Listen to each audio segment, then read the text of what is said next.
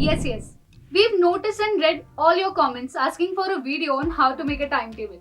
Hence, I, your host Swastiki Joshi, I'm here with it. So, without any further ado, let's just get started. Having a timetable is essential to manage your time and to get the most out of your day. But making a timetable doesn't have to be very complicated. In fact, it can be as simple as you want it to be, as long as it works for you and it is well organized. But where and exactly how should you go about it? Obviously, the first thing that you're gonna need is a blank sheet of paper and all the stationery items that you can get your hands on.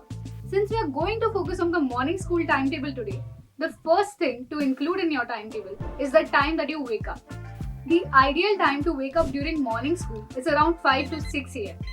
Now I know a lot of you guys are gonna complain about how you can't wake up so early in the morning. Well, keep in mind that most of the successful people in the world, including Elon Musk, Oprah, Akshay Kumar and Michelle Obama, are all members of the 5 am club, as in they all wake up at 5 am every single morning.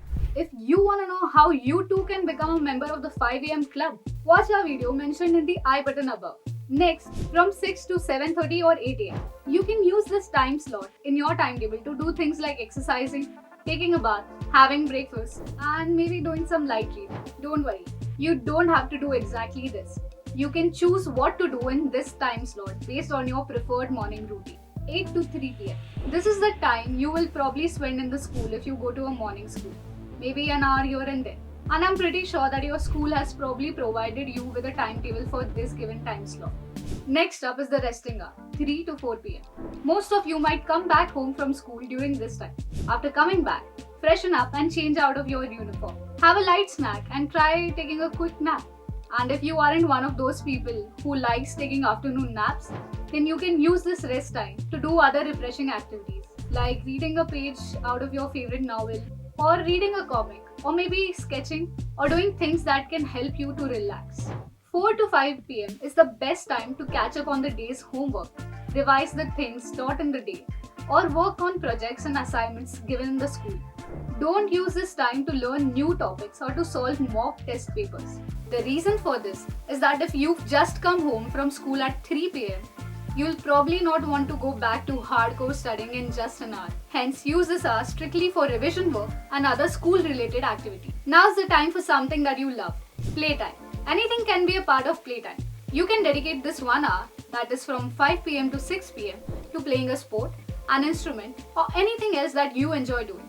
Playing is important for an overall development of an individual just as much as studying is. Co-curricular activities fuel your learning by stimulating creative thought. It also improves your social and organizational skills. After your hour-long playing session, 6 pm to 7 pm as you watch the sun going down, it's time to use this one last hour to study for that important test that you have around the corner. Or maybe brush up on a few topics. Or you can also try solving some math problems. Then from 7 to 8 pm, you can go out to play with your friends, spend some time watching TV, or watching your favorite series on Netflix. And that's about it. Have your dinner by 8, and the rest goes into packing your school bag according to the next day's timetable, getting your uniform ready, and grabbing that early night's rest for another fruitful day. But remember, sometimes things come up unexpectedly, and they might even mess up with your schedule from time to time. But that's okay. The important thing is to be flexible and adjust your timetable as needed. If something in this timetable isn't working for you or doesn't fit into your daily schedule, don't be afraid to make changes. The goal is to make a timetable which will help you to manage your time and to make your day more productive. What else would you like to add in this timetable? Let me know in the comments below. And if you found this video helpful, then leave a like and make sure to subscribe Letstute for more such content. I'll see you next time. Until then, keep learning and keep growing with Letstute.